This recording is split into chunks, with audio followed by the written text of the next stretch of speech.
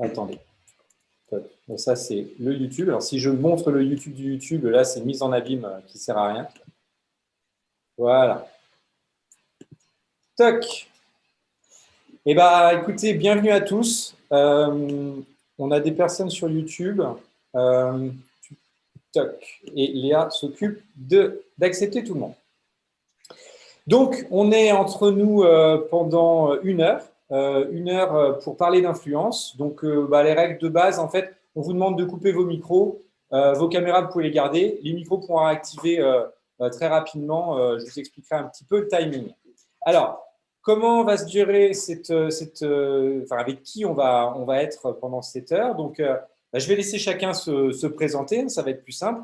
Par ordre non alphabétique, Alban, ça va changer. Je te laisse la parole.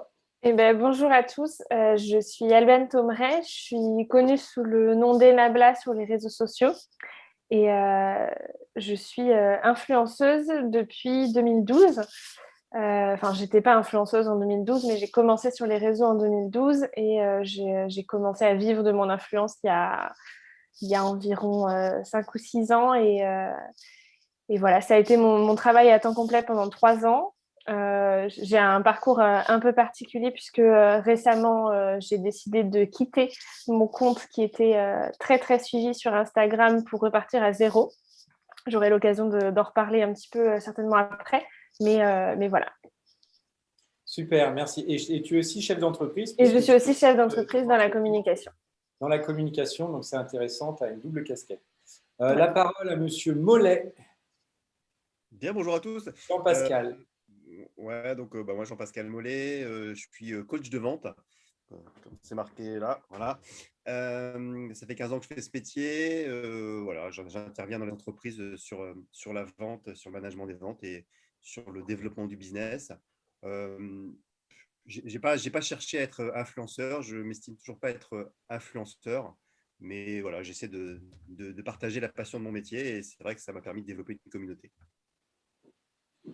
Merci Jean-Pascal. Sébastien. Bonjour à toutes et à tous. Donc, je suis Sébastien Bouillet, je suis le cofondateur d'Influence for You. Comme notre nom l'indique, Influence for You, c'est une société en influence marketing. Nous, ça fait depuis 2012 qu'on est sur ce créneau-là. C'est une société que j'ai montée avec mon frère. Et en fait, pour la petite histoire, on n'avait pas du tout prévu d'être sur ce segment-là, puisqu'on avait un site d'e-commerce dans le gaming qui nous a permis de découvrir la puissance de recommandation des YouTubers gaming. Et puis, de fil en aiguille, on a monté Influence for You, on s'est développé sur d'autres thématiques. Et on a aussi développé une technologie dont on aura peut-être l'occasion de reparler par la suite. Très bien, merci Sébastien. Et je vois que mon associé Antoine Jambard, qui a pu se connecter, alors peut-être qu'il va suivre ça de loin, parce qu'en même temps, il était sur un autre projet, mais en tout cas, il est rentré dans la salle, donc c'est cool. Donc, on a en plus Antoine qui pourra participer au moment venu, s'il le souhaite, pour prendre la parole. Donc, merci à vous trois. Le sujet du jour, c'est l'influence. Alors, comment la thématique, comment on va l'aborder? Ah, excusez-moi. J'ai un petit… Voilà. Toc. Alors, les sujets qu'on va aborder, c'est d'abord, on va essayer de définir qu'est-ce que l'influence, vaste question. Donc là, chacun va s'exprimer là-dessus. Ensuite, est-ce que ça a un intérêt quand même derrière? Parce que là, ils sont tous piqués à l'influence, mais bon, voilà, ça a à voir. Les actions à mener derrière. Et puis, la fin que vous attendez tous, c'est l'influenceur. Est-ce que ça s'achète? Est-ce que ça se paye? Comment ça vit? Et moi, j'ai envie de savoir ça quand même, comment ça marche. Parce que pour moi, l'influenceur, il ne vivait que de ce qu'on lui filait, les bouteilles de vin et puis les produits de beauté. Mais bon, peut-être pas en fait. Donc ça, on terminera là-dessus. Et puis à la toute fin, on va faire le café du commerce comme on fait à chaque fois. C'est-à-dire qu'en fait, on termine à midi pile et après, on se laisse un peu plus de temps. Donc, vous allez voir, c'est assez timé jusqu'à midi. Puis après, à midi, si vous voulez prendre la parole, ouvrir le micro, ce sera avec grand plaisir que vous pourrez carrément prendre la parole et échanger tous ensemble. Voilà un petit peu le format. Donc, on ne va pas perdre de temps. On va rentrer dans la première question. Qu'est-ce que l'influence? Et là, c'est très simple. Moi, je vais passer la parole à Sébastien parce que monsieur connaissance sur l'influence, c'est avant tout Sébastien. Sébastien, à toi la parole pour inscrire ça, puis je la reprendrai derrière pour formaliser sur des petites choses que j'ai à dire. Ah, le micro. C'est bon, merci beaucoup. Je vous propose de partager rapidement mon écran pour que vous puissiez un petit peu comprendre en quelques chiffres ce qu'est l'influence marketing. Et je ne vais pas prendre la parole trop longtemps, je vais juste vous montrer deux graphiques qui permettent de résumer un petit peu tout ce qui se passe. Alors, hop, si ça veut bien. Voilà. Alors, qu'est-ce que l'influence? Bah, voilà, je vais essayer de vous expliquer cette courbe en quelques secondes. On a travaillé avec une youtubeuse, bon, ça fait peut-être un peu cliché, mais c'était une youtubeuse mode beauté. Et on a fait une opération de communication pour une marque. Et on s'est amusé à regarder le temps d'audience. Enfin, combien de gens regardaient cette vidéo-là en fonction du temps de la vidéo. Donc, normalement, ce qui est logique, plus le temps avance dans la vidéo, plus les gens s'en vont. Donc, ce que vous voyez en bleu, c'est la courbe de son audience naturelle, c'est-à-dire ses followers. On voit que plus le temps passe, bah, la courbe décroît, mais pas à un rythme exceptionnel. Hein. Donc, à peu près, on va dire au milieu de la vidéo, il reste à peu près 50%. Et on a fait une comparaison avec de l'audience qu'on a acheté, parce que notamment sur YouTube, on peut acheter du trafic qui est renvoyé vers cette vidéo. Et ce trafic acheté, c'est la courbe en orange que vous voyez. Et on s'aperçoit que l'audience donc, démarre évidemment à 100% et hop, elle descend très très vite. Pourquoi? Parce que les gens ne connaissent pas Adrienne, qui est la youtubeuse avec qui on a travaillé. Et comme ils ne la connaissent pas, ils ne regardent pas. Mais donc, ce qui veut dire qu'à l'inverse, les gens qui la connaissent regardent son contenu et restent longtemps dessus. Et là, on parle d'une vidéo qui fait quasiment 10 minutes. Donc, ce qui est intéressant, c'est de voir qu'on a un rapport de 1 à 10 entre l'audience organique de l'influenceuse, la courbe en bleu, et l'audience achetée, qui est la courbe en orange. Donc, le premier élément pour bien comprendre l'influence marketing, c'est qu'il faut connaître la personne. Et quand on la connaît, on a confiance, on a envie de regarder ce qu'elle nous propose. Et donc, on reste longtemps sur le contenu qu'elle génère. Très bien. Alors, juste, est-ce que tu peux rester sur cette slide-là avant que je voulais faire intervenir Alban là-dessus, puisque Alban, tu es dans le vif du sujet. Est-ce que ça corrobore ce que tu vis? Est-ce que, puisque toi, tu fais des contenus de ce type-là? Oui, complètement. Moi, je me rends compte aussi que ce qui fonctionne dans l'influence, c'est le fait, Sébastien l'a très bien dit, c'est la confiance qui va être présente entre la communauté et l'influenceur. Et c'est pour ça d'ailleurs que l'influenceur influence sa communauté, c'est parce qu'il y a cette notion de confiance, comme un ami pourrait influencer un autre ami en parlant de quelque chose. Et en effet, ça fonctionne beaucoup mieux quand il y a cette confiance, parce que la communauté va regarder le contenu, le consommer et peut-être par la suite acheter un produit parce que cet influenceur en a parlé, parce qu'elle lui fait confiance. Alors que quand on voit juste une pub sur les réseaux ou sur YouTube ou ailleurs, on n'a pas du tout cette notion de confiance qui fait qu'on ne va pas cliquer autant. Donc, en fait, avant que Sébastien continue, l'influence, c'est effectivement, qu'est-ce que l'influence? C'est avant tout de la confiance et puis derrière, une communauté établie, effectivement, par rapport à ça. Très bien. Sébastien, je te laisse continuer. Voilà. Donc, le premier élément, c'est effectivement la confiance. Et après, le deuxième élément, c'est également où est-ce qu'on va regarder ce contenu. Parce que l'influenceur, lui, il a une communauté qui a décidé de s'abonner à son contenu sur un réseau social en particulier, parce qu'il aime bien les formats qui sont créés par l'influenceur. Et donc, il y a une certaine habitude, un rendez-vous qui est pris entre l'influenceur et sa communauté.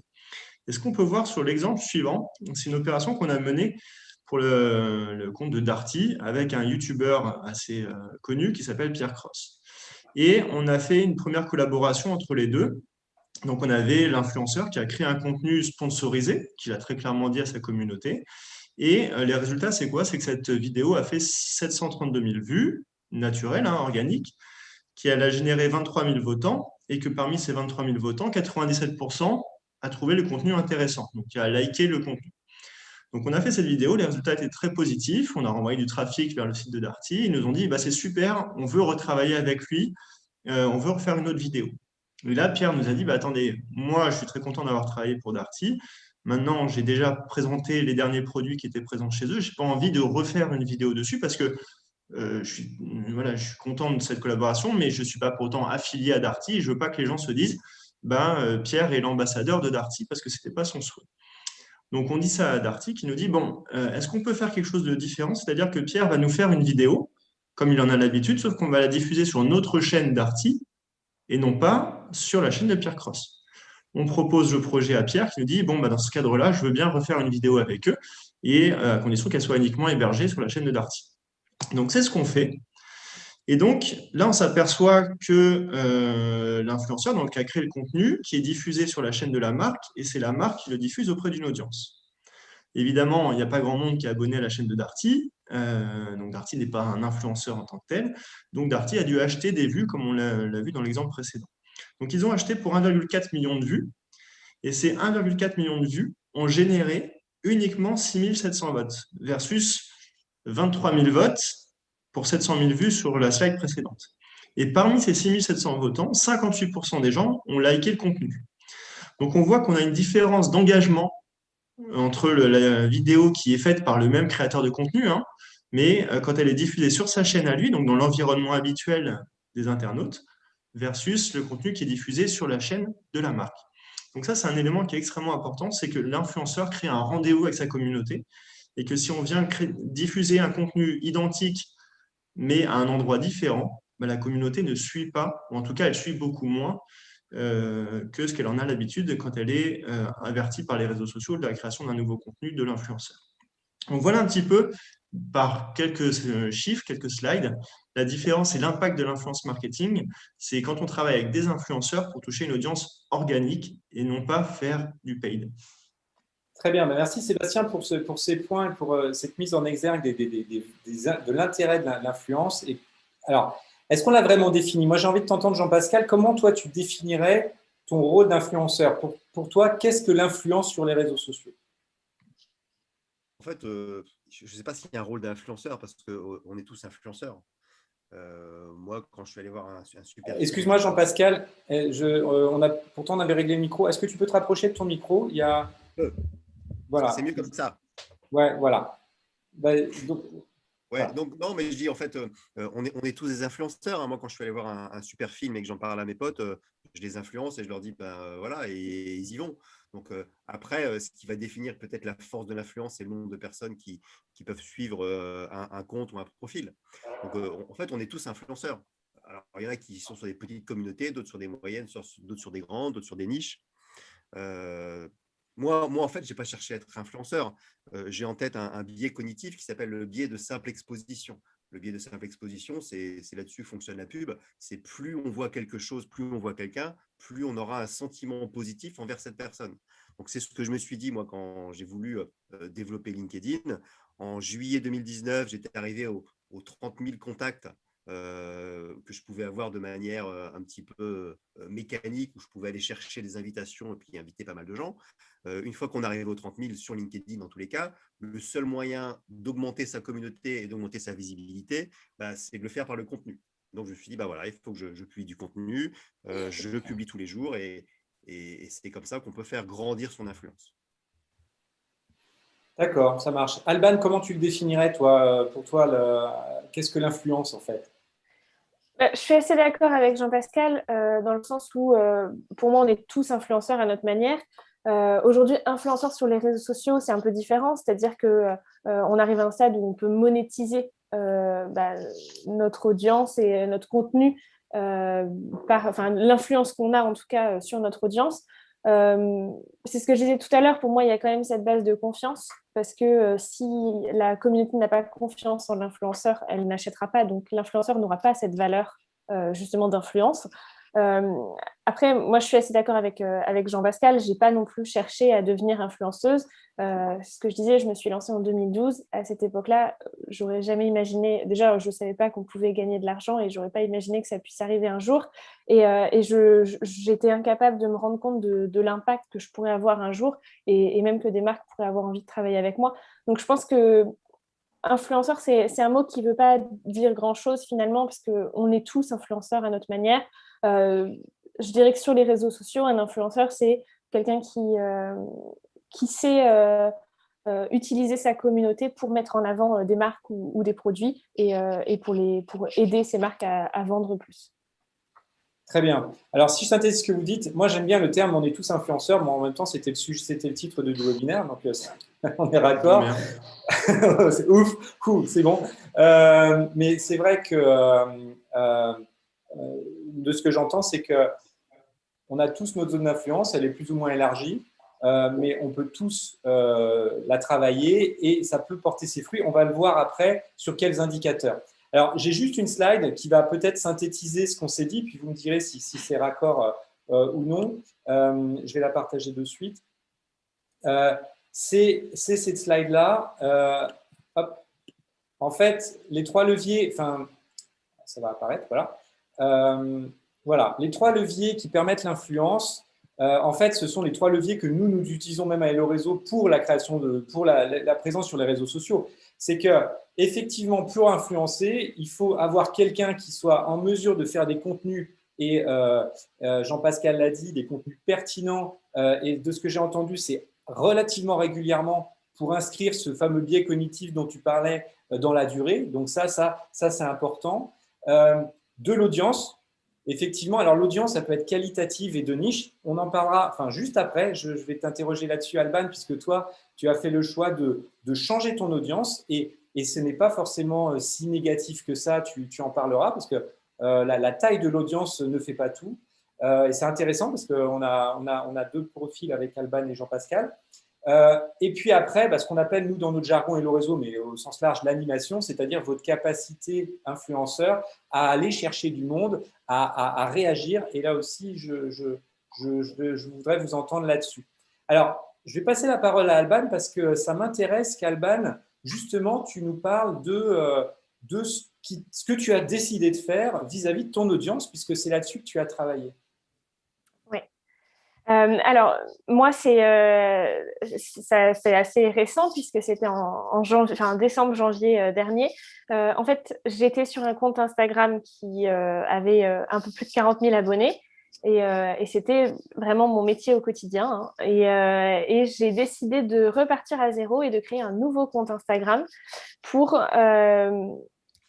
avoir une audience beaucoup plus qualifiée. Retrouver vraiment le contact avec ma communauté que je cherchais au départ quand j'ai commencé à créer du contenu sur les réseaux sociaux. Et en même temps, je me disais, ça va me permettre de lâcher un petit peu cette pression parce que c'est quelque chose dont on ne se rend pas forcément compte quand on n'est pas du tout dans ce milieu-là. Mais en tant qu'influenceur, on reçoit énormément de demandes de la part des marques. Et moi, je ressentais une forte pression de la part des marques sur mes statistiques, sur mes résultats. Et c'est quelque chose que je commençais à mal vivre. Donc, je me suis dit, je vais repartir à zéro et créer une audience qui me ressemble. Et puis, on verra si ça fonctionne. Je vais vous partager rapidement. J'ai fait des petites captures d'écran de mon ancien compte et de mon nouveau compte pour vous montrer les différences de résultats et je pense que vous allez vous rendre compte à quel point c'est assez impressionnant. Donc à gauche, c'est les captures sur mon ancien compte donc, qui avait environ 40 000 abonnés et aujourd'hui, j'ai 3 300 abonnés sur mon nouveau compte.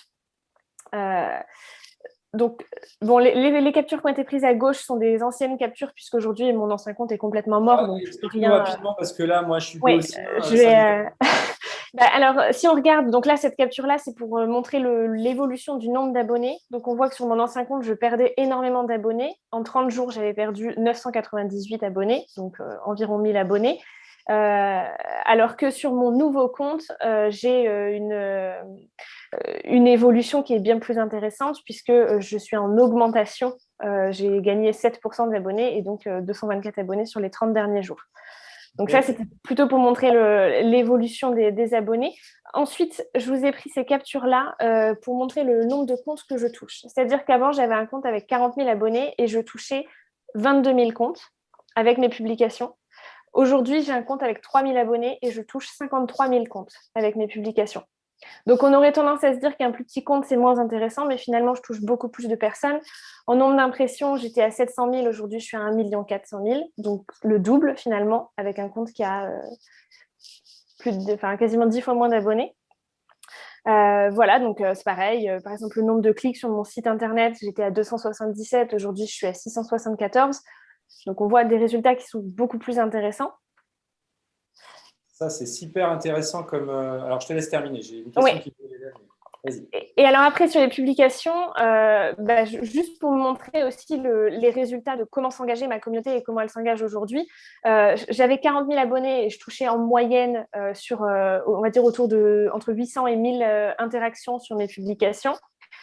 Aujourd'hui, je suis toujours autour de 600-700, on va dire, en moyenne. Donc, ce qui est quand même beaucoup plus intéressant sur un compte qui est beaucoup moins suivi. Et en termes de commentaires, j'avais des publications qui étaient, on va dire, à 50 commentaires peut-être en moyenne, ce qui est quasiment toujours le cas en termes de moyenne aujourd'hui, alors que j'ai un compte qui est forcément beaucoup moins suivi.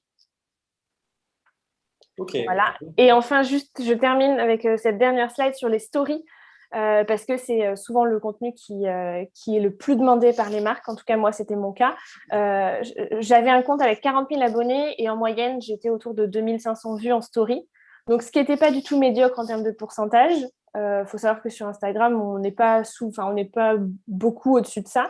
Mais aujourd'hui, j'ai 3000 abonnés et en moyenne, je suis autour de 2000 vues en story. Donc là, par contre, on est sur un pourcentage qui est très élevé et qui finalement est beaucoup plus intéressant puisqu'évidemment, financièrement, mes contenus coûtent beaucoup moins cher aux marques puisque je ne peux pas me permettre de les vendre au même prix. Mais finalement, elles touchent toujours autant de personnes qu'avant. Voilà. Très bien. Ça, c'était très intéressant. Alors, justement, en fait, ce que je trouve très intéressant, c'est les indicateurs clés. Donc, par rapport aux briques que j'ai données tout à l'heure, l'indicateur clé d'audience pure n'est pas l'indicateur le plus important. Sébastien, je voudrais que si tu pouvais réagir là-dessus. Après on ira du côté de Jean-Pascal qui lui a, pour le coup, à l'échelle de LinkedIn, beaucoup d'abonnés et on creusera ça. Mais Sébastien, je voudrais te faire avoir ton sentiment par rapport à ce qu'a remonté Alban, parce que toi, tu gères X milliers d'influenceurs de ton côté. Oui. Alors nous, on a effectivement, au début, quand on s'est lancé en 2012, on travaillait qu'avec les gros influenceurs, essentiellement sur YouTube, parce qu'à l'époque, Instagram n'avait pas fait son essor. Et l'avantage de YouTube, c'est qu'on voit le nombre de vues moyen par vidéo. Donc, c'est des indicateurs qui sont assez faciles et parlants et n'importe quelle marque peut facilement s'y retrouver. Et sur YouTube, déjà, on voyait que la différence entre la taille de la communauté et le nombre de gens qui regardaient un contenu en moyenne était très, très important. Donc, on avait des petits comptes qui faisaient beaucoup de vues, on avait des grands comptes qui faisaient très peu de vues par rapport à la taille de la communauté. Et quand sont arrivés les autres réseaux, ces statistiques, en général, ont été un petit peu cachées, volontairement ou non. Mais c'est vrai que quand on a un compte Instagram, on voit la taille de la communauté, mais on ne voit pas le nombre d'impressions qu'évoquait Alban. Il n'y a que les influenceurs qui ont accès. Les influenceurs ou des outils. Et donc, c'est pour ça que nous, on a développé notre plateforme, donc influenceforyou.com, sur laquelle on a la capacité de remonter des statistiques sur 100 millions de profils à travers le monde. Et donc, ça nous permet de savoir en quelques clics si un influenceur qui paraissait bien sous tout rapport par rapport à sa ligne éditoriale, par rapport à son lieu de résidence et par rapport au type de contenu qu'il produit, on s'aperçoit qu'en fait, son audience, elle n'est pas basée en France, elle est peut-être basée au Chili. Et peut-être qu'on pensait qu'il allait faire 10 millions d'impressions, alors qu'en fait, il en fait 3000. Donc, ces statistiques-là sont extrêmement importantes et malheureusement, elles ne sont pas affichées à celui qui visite une page Instagram, elles sont affichées qu'à l'influenceur. Donc, pour savoir qu'Alban est beaucoup plus intéressante d'un point de vue marketing pour une marque que quelqu'un qui a 10 fois plus d'abonnés, il faut contacter Alban parce que sinon, il n'y a pas moyen de le savoir ou sinon, il faut des outils comme ceux qu'on a développés. Donc, voilà comment les marques peuvent s'y retrouver dans la jungle un peu des réseaux sociaux. Et par rapport à ce que disait Alban, donc du coup, est-ce que tu confirmes que l'indicateur, parce que moi j'aurais tendance à me baser sur l'indicateur de nombre d'abonnés, est-ce qu'il y a un indicateur le plus intéressant? C'est quoi? C'est le taux de transformation? C'est quoi l'indicateur? Il y a un élément qui est très important qui donne un bon aperçu, c'est ce qu'on appelle le taux d'engagement. Le taux d'engagement, c'est la capacité de la communauté à interagir sur un contenu, c'est-à-dire combien de likes et de commentaires je vais avoir sur un contenu par rapport à la taille de la communauté. Donc, si on a un taux d'engagement moyen sur Instagram, par exemple, c'est 3%. Donc, ça, c'est vraiment si je prends la totalité d'Instagram, peu importe le pays, peu importe la thématique. Je ne sais pas, Alban, combien tu es en taux d'engagement, mais ça doit être assez exceptionnel par rapport à ces 3%. Mais voilà, une marque, déjà, si elle voit qu'un influenceur a un taux d'engagement qui est de 1, 1,5% ou en dessous de 1%, ça veut dire que sa communauté n'est pas très réactive. Et quand bien même il a 100 000 ou 1 million d'abonnés, il faut peut-être se poser la question de savoir s'il est vraiment pertinent pour relayer les messages de la marque. Ou sinon, je risque de surpayer en fait l'influenceur par rapport à ce qu'il va vraiment m'apporter à la fin. Surpayé, on le verra après, justement. Alban, juste pour rebondir, ton taux d'engagement? Alors, sur mon ancien compte, il était à 2,8, donc c'est pour ça qu'il n'était pas du tout médiocre, puisque j'étais quasiment en 3%. Sur mon nouveau compte, alors je n'ai pas refait le calcul dernièrement, mais je crois que je suis à plus de 30%. Donc, ouais. Alors après, 30% d'une petite… Après, c'est un pourcentage, donc il y a une valeur absolue qui se cache derrière. Bien sûr. Il faut l'analyser, mais enfin, tu nous as montré des valeurs absolues de nombre de vues qui sont quand même assez intéressantes et probantes. Jean-Pascal, qui est toujours là et qui patiente gentiment. Et je voudrais aller te chercher sur effectivement les actions que tu mènes parce que Alban le fait aussi, mais toi, tu vas avoir des actions et puis des actions plutôt peut-être B2B. Tu t'inscris un petit peu plus dans la sphère un peu plus entreprise. Explique-moi un petit peu comment tu vis ton influence et comment tu la fais vivre. Alors, oui, alors moi je suis orienté effectivement B2B, hein, c'est pour ça que je me suis centré sur LinkedIn, hein, même si on peut faire du business sur d'autres réseaux et que je me suis lancé sur TikTok. Hein. Mais non, évidemment, ma cible numéro un, c'est LinkedIn. Et c'est vrai que je rebondis sur ce que dit Loïc en commentaire, enfin dans la conversation, quand il dit on n'est pas tous influenceurs et on cherche à se vendre soi. Et moi, ça a été mon objectif, c'était de vendre ma boîte, un coach de vente conseil, et de me vendre moi, Jean-Pascal Mollet. Je ne me suis pas dit, tiens, je vais créer une communauté pour après peut-être faire du business et vendre entre guillemets mon influence. C'est-à-dire que moi, le premier produit que je veux vendre, c'est moi. Après, le reste, il y a du reste, c'est bien, mais ce n'était pas l'objectif.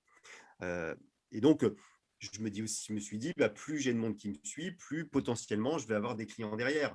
Aujourd'hui, LinkedIn, moi, ça représente, et c'est dangereux, j'en ai conscience, 80% de mon business entrant. C'est-à-dire que j'ai quasiment rien à faire. On parle de prix, mais les gens, ils m'ont déjà à moitié acheté. Donc, c'est quand même super confortable d'en arriver là. Maintenant, c'est aussi dangereux. Et ça, je suis en train de me poser des questions par rapport à ça. Parce qu'on ne sait pas à LinkedIn si demain, après-demain ou après-après-demain, ça marchera toujours aussi bien. Est-ce qu'ils ne vont pas changer de modèle? Enfin, voilà, il peut se passer plein de choses. Donc après, sur ce que j'ai mis en place, je me suis dit, il faut que je sois présent. Donc, objectif pour moi, c'est publier tous les jours. Je publie 7 jours sur 7. C'est vrai que, par exemple, sur 2020, j'ai gagné 50 000 abonnés. Donc, 50 000 abonnés, c'est aussi se dire, tiens, ce que je publie fait écho. C'est-à-dire que les gens se disent, on va suivre. Mais avec ce que disaient aussi Sébastien et Alban, c'est que, évidemment, plus ta communauté est importante, plus ton taux d'engagement est faible. Parce que tu as des gens qui vont se dire, ah bah tiens, c'est sympa ce qu'il a fait, on va le suivre. Bon, moi, je fais un taux d'engagement d'environ 1,54. Mais le taux d'engagement, c'est bien, mais n'oublions pas cette fameuse règle des réseaux sociaux qui est le 90, 9 et 1, où il y a 90% de gens qui sont des observateurs. Moi, la plupart des gens qui me contactent et qui me disent « j'aime bien vos contenus », jamais ils ont commenté, jamais ils ont liké. C'est-à-dire que je ne les ai jamais vus. Et pourtant, j'essaie de répondre à tous les commentaires. Donc, il faut aussi faire attention à ça, à l'engagement, parce que tu as des gens qui ne s'engagent pas, en tous les cas techniquement sur le réseau, mais qui vont s'engager après parce qu'ils vont te contacter ou parce qu'ils vont t'appeler. Alors, ce qui est très intéressant dans ce que tu dis, moi, de ce que j'entends, c'est que là, j'ai Alban qui est une influenceuse, je dirais, B2C avec… alors, au départ, tu n'as pas fait ça pour faire l'influence, mais là, après, tu as essayé d'en vivre. Et Jean-Pascal qui a fait, alors je vais utiliser un gros mot du personal branding, de la marque personnelle, c'est ça.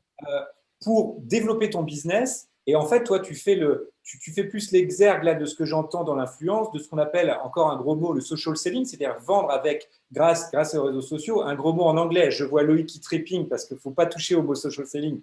Pour Loïc, Loïc Simon, allez le suivre sur LinkedIn. Voilà, je ferme la parenthèse. Et donc, le social selling, et en fait, là-dessus, Jean-Pascal, toi, tu as grossi en fait naturellement, mais ton objectif premier, c'était de faire du business pour toi et pas oui.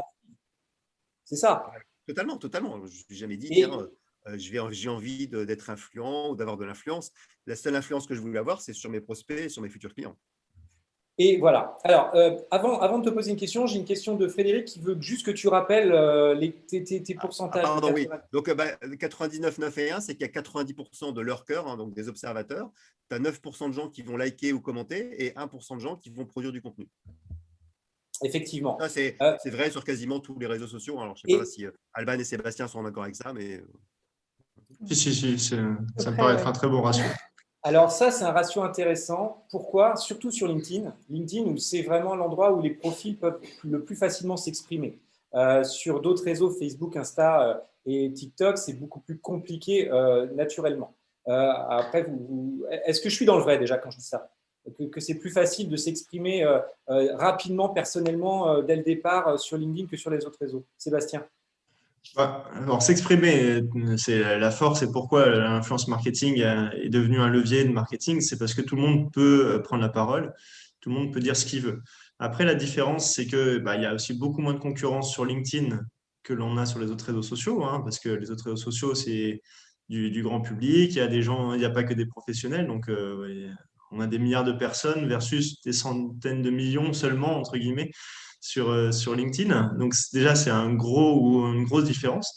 Et après, les algorithmes des différents réseaux sociaux ne sont pas les mêmes.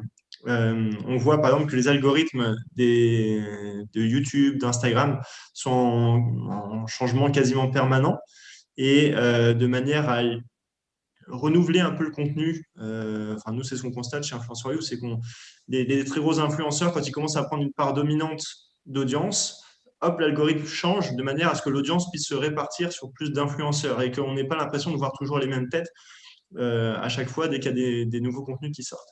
Alors que sur LinkedIn, on est, je pense, sur un algorithme qui est beaucoup plus centré sur l'utilisateur. Et comme il est plus centré sur l'utilisateur, ça permet à chacun de pouvoir faire des contenus qui sont vus par une communauté relativement importante de son réseau professionnel. Et quand on est dans le cadre professionnel, en plus, on est aux horaires de bureau. Donc, on a l'impression que passer du temps sur LinkedIn, c'est autorisé parce que du coup, on est en train de faire du travail. Et donc, ça, je pense, génère beaucoup plus de discussions et donc de visibilité de ces posts. Ok, donc effectivement, donc sur LinkedIn, et si je dis ça, c'est qu'en fait, le sujet, c'était tous influenceurs, et le fait de pouvoir, ces fameux pourcentages que donnait Jean-Pascal de 90 de voyeurs, fait que si vous prenez la parole, et surtout sur LinkedIn là-dessus, vous avez plus de chances d'être vu, puisqu'il y a peu de personnes en fait à prendre la parole. Donc alors peut-être que ça va évoluer. Ça évolue énormément. On le voit depuis un an avec le Covid et puis avec les évangélisations diverses dont on fait partie et dont d'autres visios démontrent l'intérêt. On a de plus en plus de personnes qui utilisent l'outil, mais il reste de la place. Donc n'hésitez pas à prendre cette place parce que Jean-Pascal ne truste pas l'ensemble de la visibilité sur LinkedIn. Il va continuer à grossir. Voilà. Et justement, si je bascule là-dessus sur Jean-Pascal, est-ce que tu peux nous montrer, je sais que tu as prévu quelques petites slides, de faits d'armes ou de contenus qui ont fonctionné, puis on va peut-être échanger là-dessus sur les contenus que tu as pu mettre. Alors, tu as peut-être coupé ton micro, non? Ouais. C'est bon là? Non, c'est bon, pardon. Okay. Bon, alors là, j'ai mis quelques règles que j'utilise moi. Après, je ne dis pas que c'est des bonnes règles, mais c'est ce que je fais. Ouais. C'est-à-dire qu'à chaque fois, je mets un titre en majuscule, parce que comme dans la presse, le titre doit attirer au contenu qui va aller en dessous et que les gens aillent cliquer sur voir plus, qui est un indicateur pour l'algorithme. Je mets des émoticônes pas trop. Évidemment, j'essaie de faire des apports. Alors bon, des fois, je fais des apports qui sont intéressants, des fois moins intéressants. Hein, mais bon, en tous les cas, j'essaie d'apporter de la valeur. Des espaces pour que ce soit visible et puis pour jouer sur le dwell time, donc le temps de séjour sur le poste, que ce soit un petit peu long, donc en essayant de dépasser toujours les 1000 caractères, hein, puisqu'on sait qu'on a jusqu'à 1300 caractères.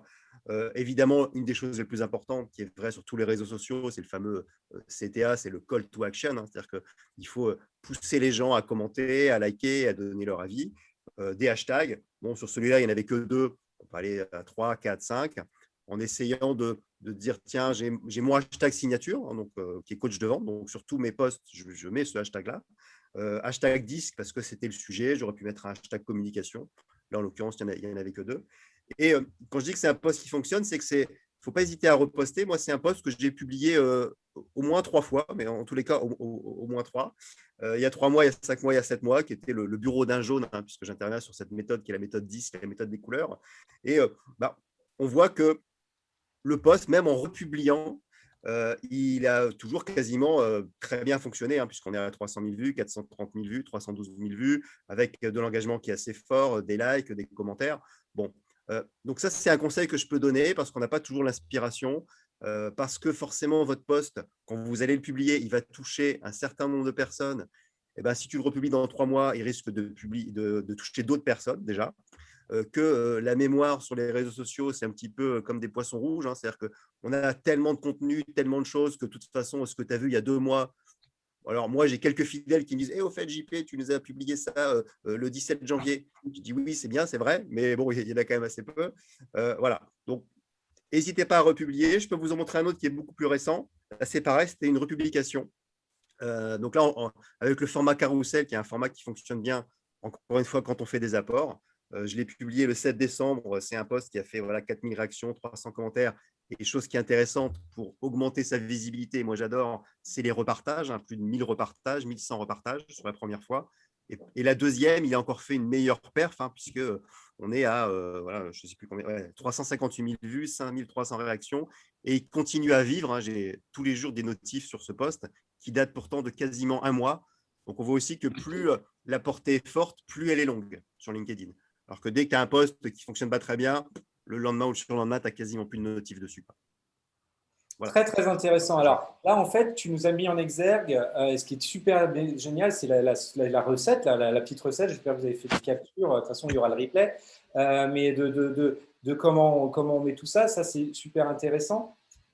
Là, on est en fait sur quelqu'un qui influence sa propre personne, on est d'accord. Enfin, que tu ne portes pas le message, non, mais tu ne portes pas le message d'une marque ou autre. Après, je vais venir, on va en parler derrière. Et ça c'est intéressant. Là, tu fais vraiment l'apologie. C'est ça, c'est ta marque à toi. Du social selling et de vendre derrière. Et ça, c'est très intéressant avec les résultats. Le fait de répéter, ça, c'est intéressant aussi. Moi, c'est ce que je dis souvent. Personne ne va aller voir votre profil et voir tous les posts. Il n'y a que les concurrents ou le mec qui veut te piquer des idées. Mais sinon, personne ne va y aller. Enfin, il faut vraiment être très conscient de ça. Donc, ça c'est très intéressant aussi. On a des peurs. De toute façon, souvent sur les réseaux sociaux, on a des croyances et des peurs. Il faut se battre contre nos croyances et nos peurs en permanence. Et la croyance, c'est de dire, il ne faut pas que je répète quelque chose. Bah non, c'est faux. Donc ça, c'est… De toute façon, où est le risque? C'est-à-dire que même si tu répètes, c'est quoi le risque? Les gens vont dire, tu te répètes. Et voilà, exactement. Ah oui, et alors? On s'en fout. Exactement, il n'y a pas de peur à avoir de ça. Il vaut mieux faire quelque chose que de ne rien faire en tous les cas. Que de dire, j'attends de voir ce qui va se passer. On est d'accord. Donc ça, c'est intéressant. Je voulais avoir sur les actions, Sébastien, parce que toi, tu as une vision beaucoup plus large de ça. Alors, tu fais surtout du B2C plus que du B2B. Et toi, pour le coup, c'est des actions forcément d'influenceurs qui portent le message d'une marque. Alors, comment font-ils pour arriver correctement à porter le message d'une marque? Je veux vendre un iPhone. Pourquoi Amixem va le faire mieux que Alban qui a une communauté, etc. Comment ça se passe? Alors déjà, oui, effectivement, aujourd'hui, on fait 90% de notre chiffre sur l'influence B2C et l'influence B2B, c'est assez récent. Globalement, même les gens qui ont pas mal de communautés sur LinkedIn ne se rendent pas compte de leur pouvoir d'influence.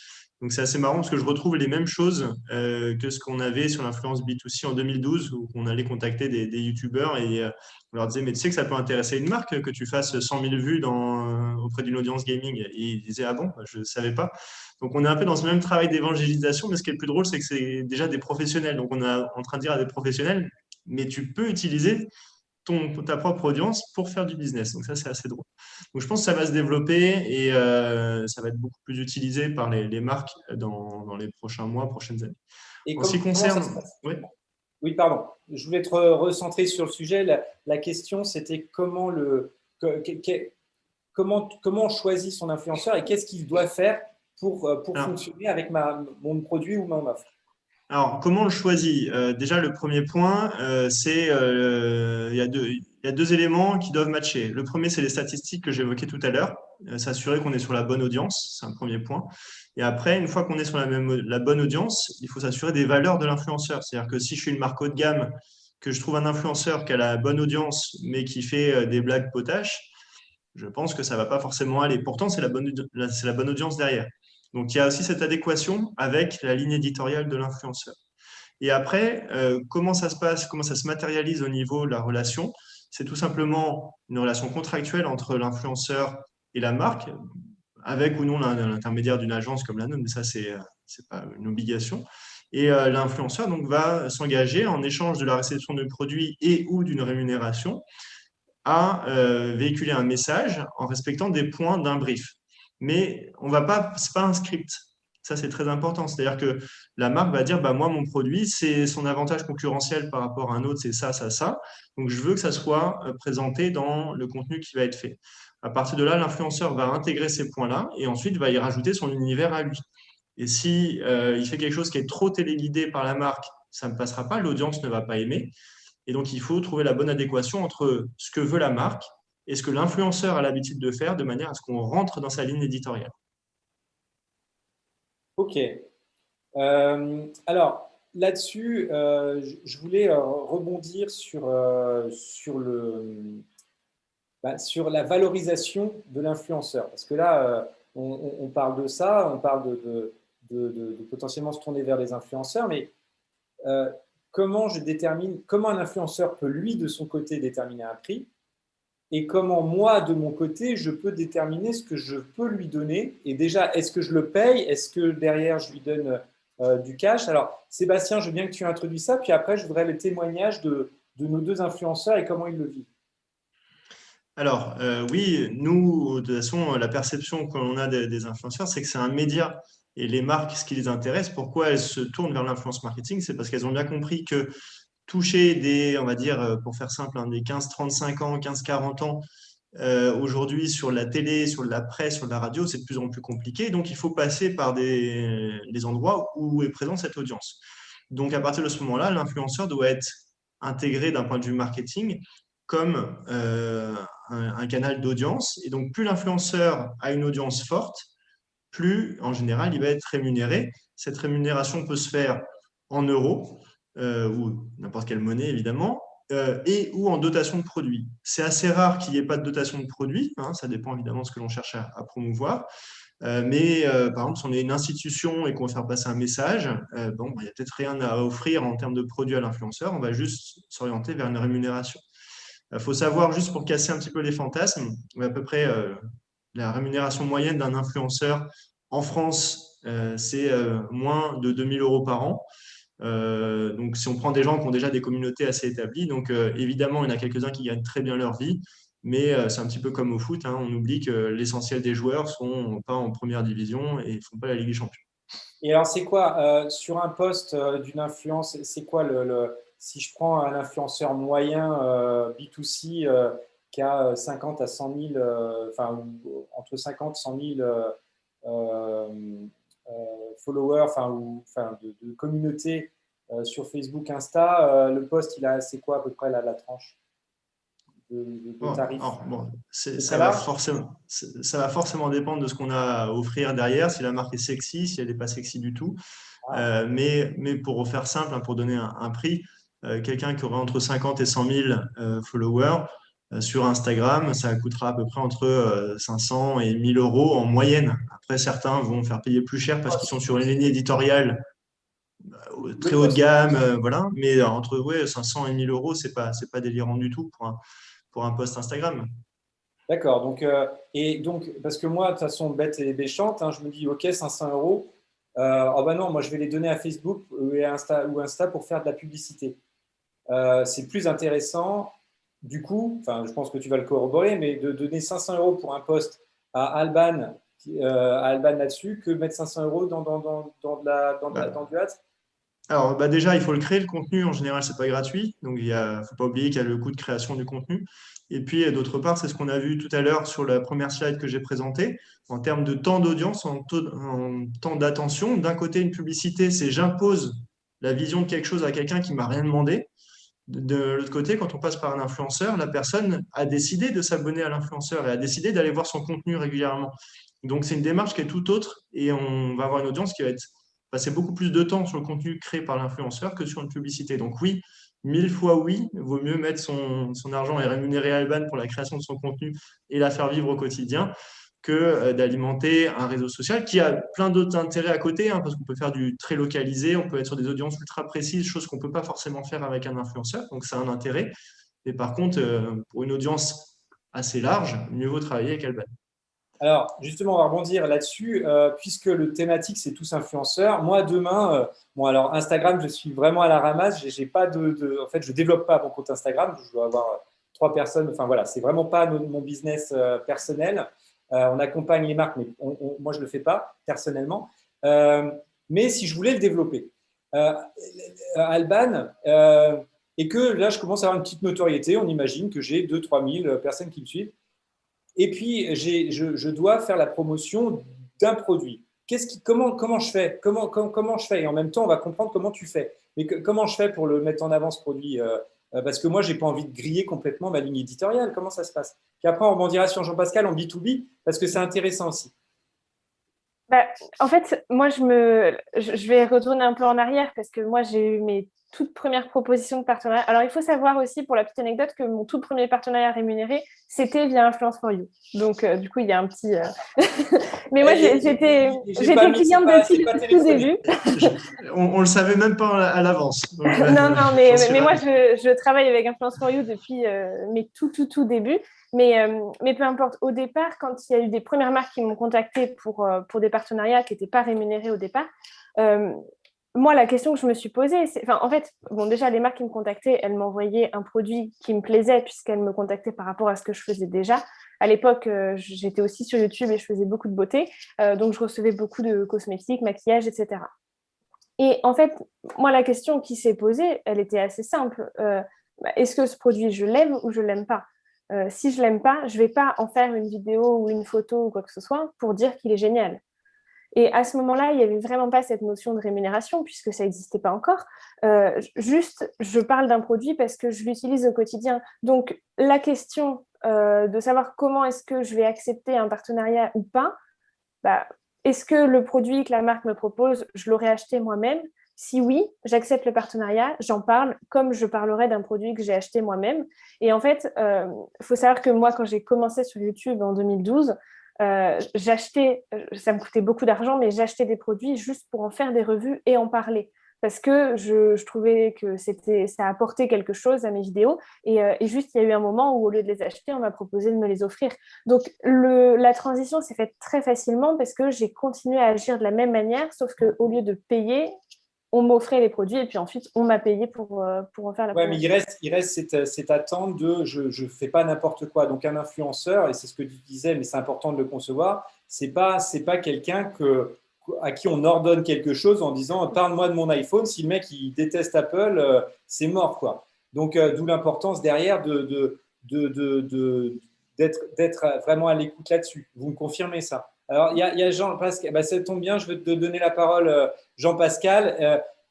Tu vas réagir là-dessus, puis après, je vais te faire réagir sur savoir comment toi, tu vois les choses en B2B. Mais réagis par rapport à ça. Ouais, bah, en fait, tout dépend des influenceurs et tout dépend de l'éthique qu'on peut avoir. On sait que Nabila, elle a fait la promo du Bitcoin et qu'elle n'y connaît rien et qu'elle ne saurait même pas l'expliquer. Il y a des tas d'exemples comme ça. Donc, ça, je crois que ça dépend vraiment de son éthique personnelle et de ses valeurs. Je pense qu'il y en a qui seraient prêts à dire n'importe quoi pour choper un petit chèque de 500 balles ou 1000 balles. Okay. Donc, Okay. voilà, je ne pense pas qu'on puisse généraliser. Il y a sûrement, voilà, Alban dit, moi, je fais ça bien. Je pense qu'il y a plein de gens qui font ça bien. Maintenant, je pense aussi qu'il y en a pas mal qui font ça juste pour le pognon et qui pourraient dire n'importe quoi. Alors justement, toi, tu ne dis pas n'importe quoi ou tu dis n'importe quoi, tu ça diras. m'arrive. Comment tu fais en B2B? Comment ça s'est passé là, les exemples? Comment ça s'est passé tes différents… Alors, Avant ça, je voulais revenir sur ce qu'a dit Sébastien, hein. Évidemment, c'est toujours mieux de passer par quelqu'un que de faire de la pub. C'est Georges Desvignes qui intervient sur la neurovente, hein, que je vous conseille, hein, qui est formidable. Sa formation, elle est top aussi. Je ne suis pas payé, hein, pour dire ça. Mais il dit que je crois on est confronté à plus de 4000 messages publicitaires par jour. Donc, forcément, tu retiens rien, tu en retiens peut-être 10, 15, alors qu'en passant par quelqu'un qui a déjà une communauté, qui a créé un lien, forcément, l'impact est plus fort. Maintenant, pour revenir sur le B2B, l'influence et se faire payer son influence sur LinkedIn, c'est quelque chose qui est arrivé depuis l'année dernière, je crois, à ma connaissance, puisque moi, j'ai une agence qui m'a contacté et dont le business est de faire de l'influence sur LinkedIn, hein, qui s'appelle Les Années Folles. Et je suis en partenariat avec eux. Ça veut dire que de temps à autre, on me dit, tiens, il y a une marque qui aimerait bien utiliser ton image sur la cible des commerciaux, des managers commerciaux. Donc, moi, en tous les cas, je vends aussi mon influence. Voilà. Mais dans une zone, tu fais comme Alban. Tu vas pas tu protèges énormément ton périmètre et presque encore plus en B2B peut-être. Ah bah là, évidemment, c'est-à-dire que je ne vais pas aller raconter n'importe quoi.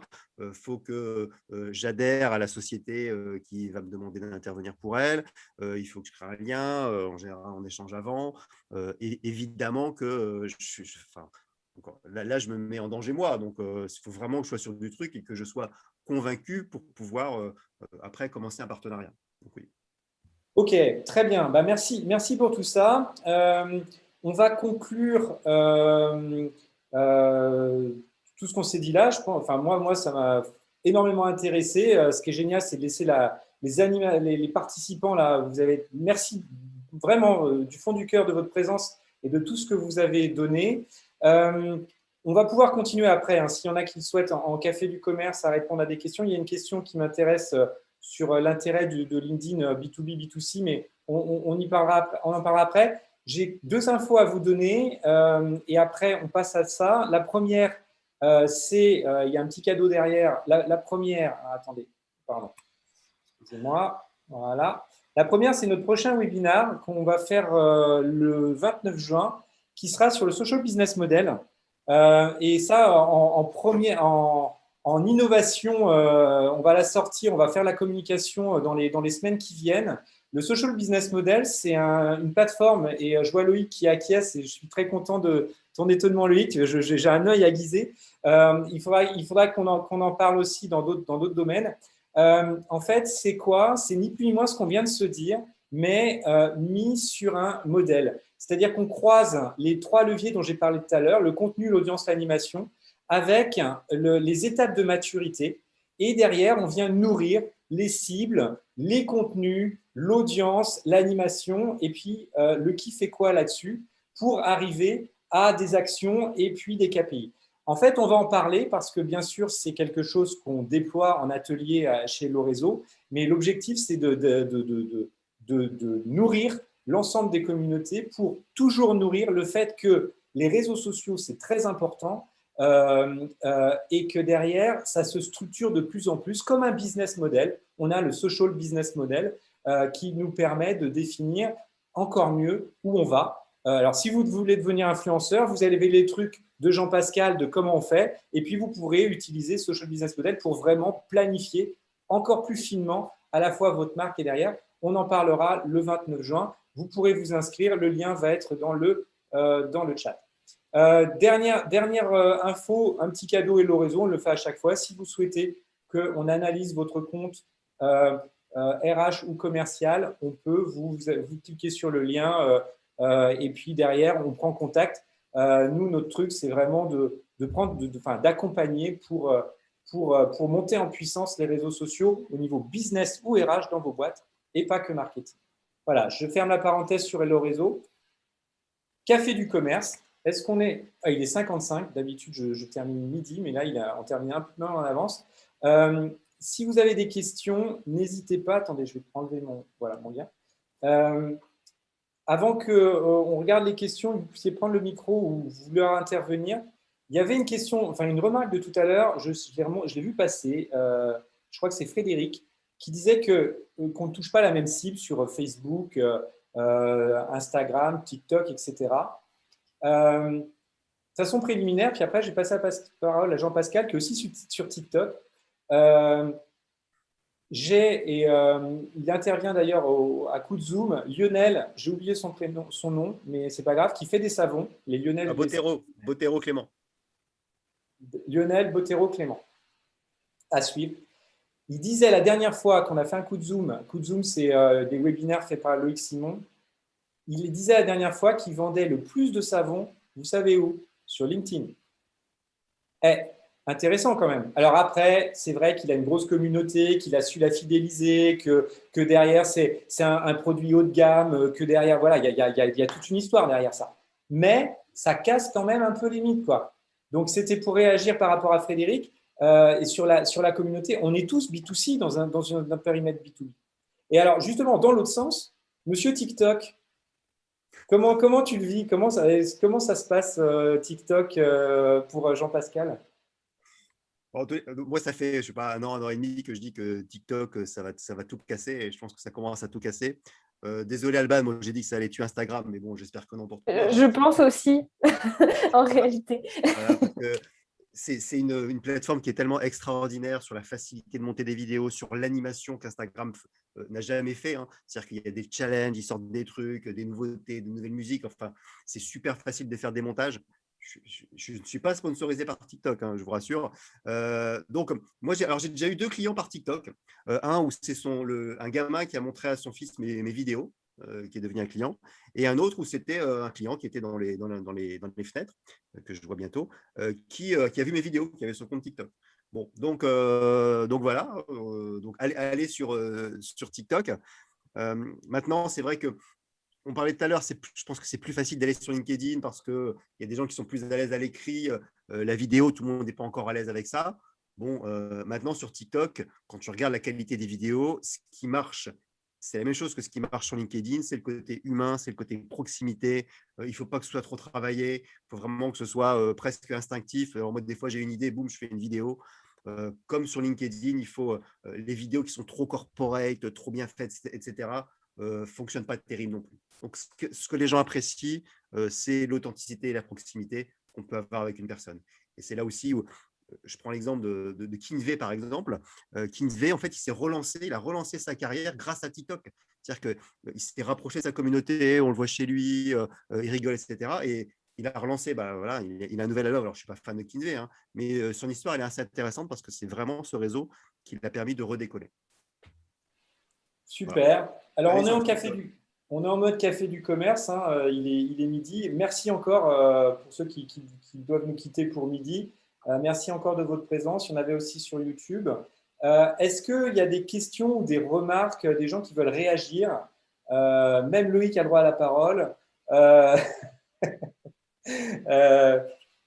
Là-dessus, oui, j'ai Pauline. Alors, soit par chat, prendre la parole à l'oral. Voilà. Bonjour, vous m'entendez?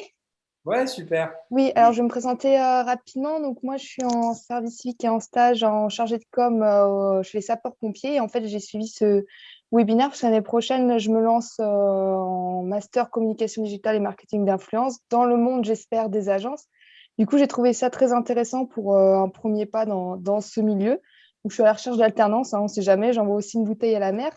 Mais j'avais surtout eu une question justement à propos des agences ou les influenceurs. Est-ce que vous travaillez souvent avec elles? Est-ce que c'est elles qui viennent vers vous, vous qui allez vers elles, ou alors est-ce que c'est les clients qui passent par les agences pour vous contacter? Voilà, j'aurais voulu savoir comment ça fonctionnait de ce côté-là. Allez-y. Alors, moi, si je peux répondre, moi, j'ai beaucoup d'agences avec lesquelles je travaille. Je ne suis pas en exclusivité avec une agence. En fait, souvent, c'est des marques qui vont contacter une agence en me disant on voudrait un influenceur qui travaille de telle manière, qui a telle cible, etc. Et puis ensuite, l'agence va sélectionner des influenceurs qui peuvent correspondre et me contacter, par exemple, pour me dire est-ce que ça t'intéresse? Donc, moi, je travaille avec plusieurs agences, mais pas que. J'ai aussi des marques qui vont me contacter en direct. D'accord. Je pense qu'aujourd'hui, je dois être peut-être à 60% sur les agences et 40% sur les marques en direct. Ok, Très bien. merci beaucoup. Merci pour et puis bon courage. C'est pour juste pour info, on recherche pas dans ce domaine-là, mais on recherche un alternant chez Hello Réseau. Appelle si jamais tu as des contacts plutôt en assistant commercial. Voilà. Ok, bah, je ferai passer alors. Faut pas hésiter Merci. à faire passer parce que voilà. Pas de souci. Merci beaucoup. Merci. Est-ce qu'il y a d'autres questions, d'autres remarques? Écoutez, on a Il y a Loïc. Loïc, il y a un petit message de Loïc parce que ça fait au moins 2 jours qu'on ne l'a pas vu en webinaire. Donc, Non, c'est juste parce que je posais des questions par le chat en étant très respectueux de la manière dont vous menez ce genre de webinaire où les participants ne participent pas, en fait, mais attendre la fin de la session. Et comme je n'ai pas eu de réponse à mes questions nombreuses ou à mes remarques nombreuses dans le chat, je me suis dit peut-être que je vais quand même les poser là. Et vas-y, parce qu'effectivement, on a couru La pas mal. première, c'était pour Sébastien, mais ensuite, Jean-Pascal a répondu en partie. C'était, est-ce que tu as des bons exemples de gens influents sur LinkedIn qui ont embrassé le modèle de business de type influenceur à la Alban?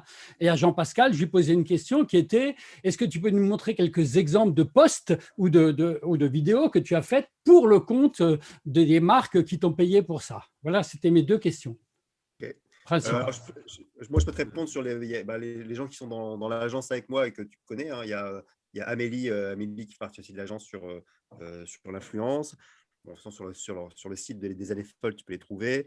Il y a, comment il s'appelle aussi ça y est, j'oublie des noms, c'est pas grave, hein, c'est l'âge. Et après, sur les posts, alors ouais, j'avais fait un post pour un salon virtuel qui s'appelait le networking du search. Qui était un salon qui parlait de SEO, etc. Et je trouvais que c'était super intéressant de pouvoir avoir ce type de salon. Et j'ai fait aussi un autre post pour une boîte qui s'appelle PhaseUp et qui permet de nous enlever pas mal de rayons de nos téléphones. Voilà. En l'occurrence, déjà, je le dis pour tout le monde, hein, si vous avez un doute, dans un post, c'est la loi, il y a toujours écrit quelque part, comme quoi c'est ou sponsorisé, ou moi, sur les miens, c'est marqué hashtag collaboration. Donc, c'est totalement transparent. De toute façon, c'est la loi. C'est-à-dire que tu ne peux pas, comme ça, faire de la pub sans dire que c'est de la pub, entre guillemets. Voilà. J'ai répondu, Loïc?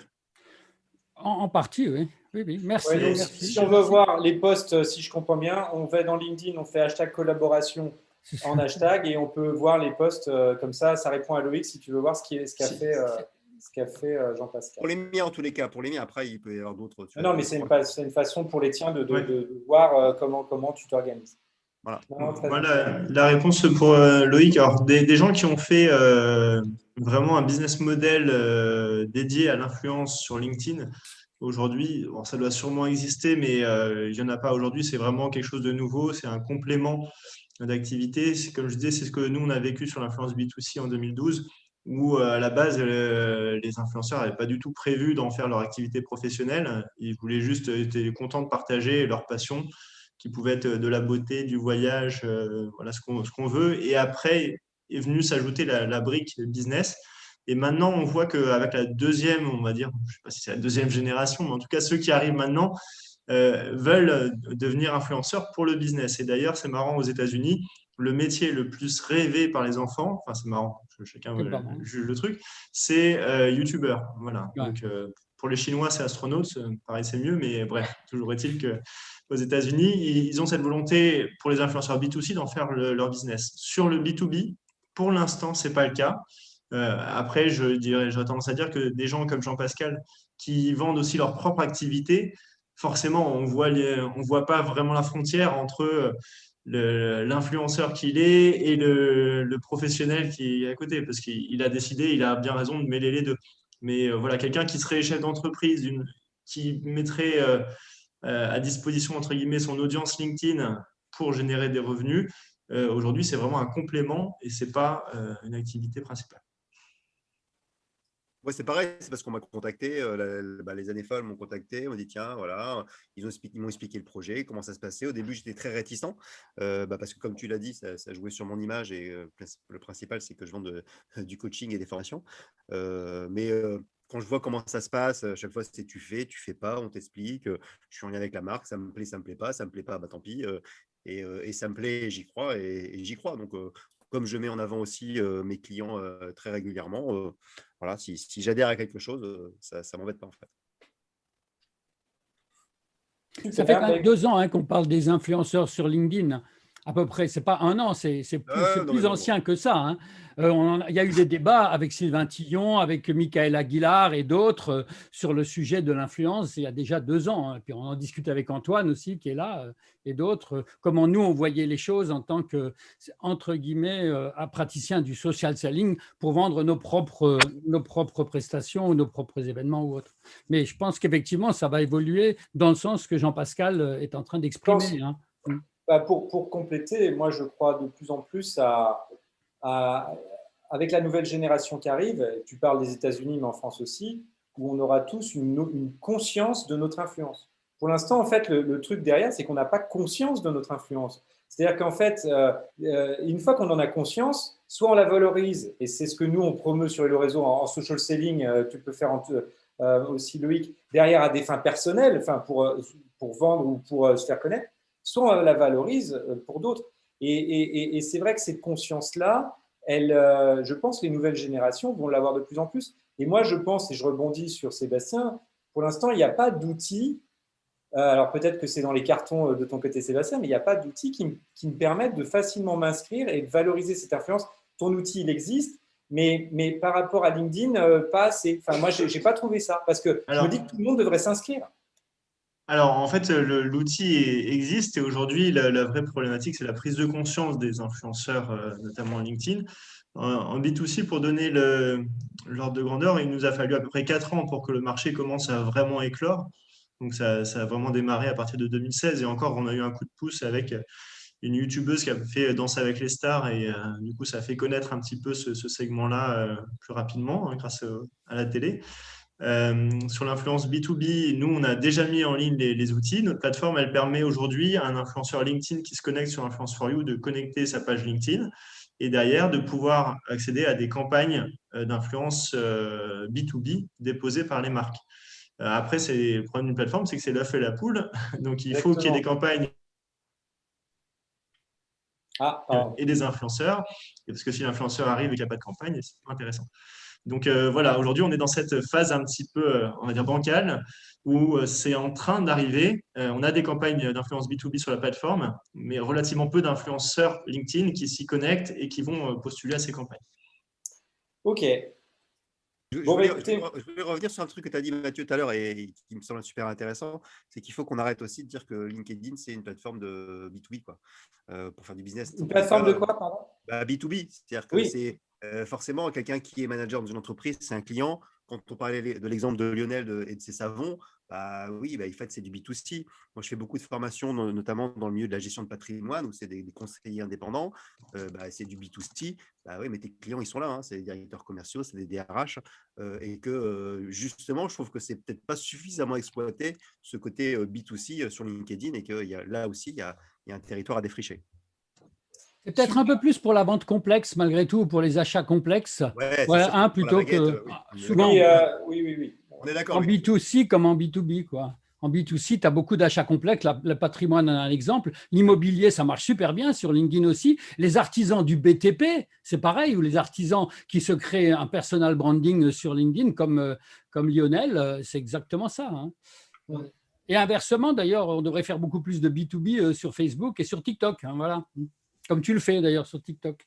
Mais justement, moi, si je peux rebondir là-dessus, moi, là, depuis quelques années, comme je suis aussi chef d'entreprise à côté, je parle beaucoup d'entrepreneuriat sur mes réseaux et j'ai eu plusieurs partenariats B2B qui s'adressaient vraiment uniquement à des entrepreneurs sur Instagram et qui ont très, très bien fonctionné. Donc, je pense qu'il y a aussi quelque chose qui est en train d'évoluer où on est en train de comprendre que Instagram, mais pas que, hein, YouTube, TikTok, etc., c'est plus uniquement du B2C et que LinkedIn en face, c'est plus uniquement du B2B. Et je pense que c'est ça aussi qui crée quelque chose de beaucoup plus homogène.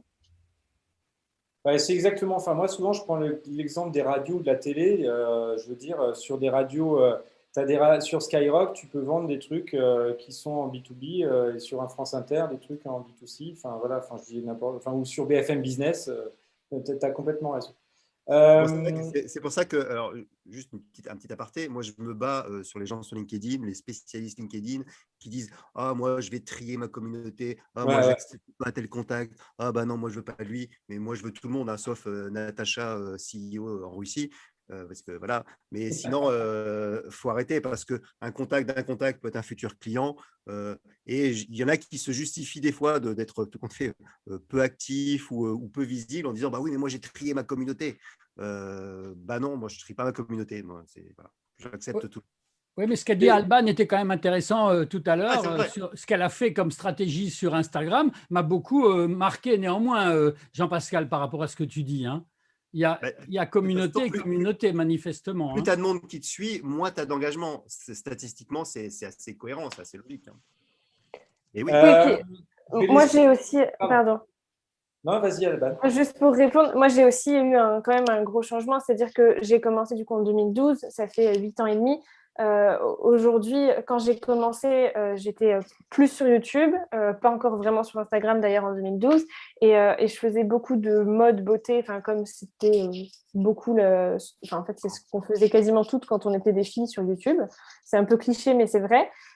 Aujourd'hui, je parle quasiment plus de mode et de beauté, je parle beaucoup d'entrepreneuriat, j'ai pas mal de contenu voyage aussi, donc forcément ma communauté elle a évolué par rapport à ça, et il y a des gens qui m'ont suivi pour de la beauté et du maquillage en 2012 qui aujourd'hui s'y retrouvent pas et qui se sont pas pour autant désabonnés, parce que la preuve, là ça fait quasiment 6 mois que j'ai quitté mon ancien compte et j'ai toujours, je crois que j'ai regardé ce matin, j'avais encore 35 000 abonnés, donc ça veut dire qu'il y a encore 35 000 personnes qui n'ont même pas remarqué que j'étais plus là depuis 6 mois et qui ne prennent pas le temps de se désabonner des comptes qui suivent plus. Donc aujourd'hui, moi, je suis contente. Merci Mathieu d'être toujours présent sur mon ancien compte. Non, mais aujourd'hui, moi, je suis contente d'avoir une communauté qui est certes très restreinte, mais qui, par contre, me suit vraiment pour ce que je fais et qui, quand je parle de quelque chose, est très présente pour réagir. Et du coup, il y a une vraie réaction. Après, ça ne veut pas dire que… qu'une grosse communauté ne peut pas fonctionner comme ça. Moi, je pense aussi qu'au-delà du nombre d'abonnés, il y avait aussi la durée et le fait que j'ai changé de cible entre-temps qui fait que j'avais perdu une partie de ma communauté. Très bien. J'ai envie de laisser le mot de la fin à mon cher associé et tendre Antoine, qui était là, qui ne devait pas être là, donc c'est pour ça qu'il n'était pas dans le board des échanges, mais en fait a pu rester, donc c'est cool. Et tout calme. Tu m'entends? Non. Le mot de la fin, c'est d'abord merci Jean-Pascal, Alban et Sébastien d'avoir été des nôtres. Même si le sujet de l'influence existe sur LinkedIn depuis effectivement 2 ans maintenant et plus largement sur les réseaux sociaux depuis très très longtemps, ce dont on s'aperçoit, c'est que ça devient vraiment presque une monnaie d'échange en fait. Ça prend de plus en plus de valeur. Une anecdote que j'aime bien raconter, c'est il y a 3 ans, il y a un client qui m'a envoyé pour Noël une bouteille de champagne, une belle bouteille en plus. Et il y avait un petit mot d'accompagnement, c'était Antoine, ça c'est pour tous les commentaires sympas que tu as fait régulièrement sur nos posts. Donc voilà, la somme de ces commentaires valait une bonne bouteille de champagne. Donc on voit bien qu'il y a de la valeur.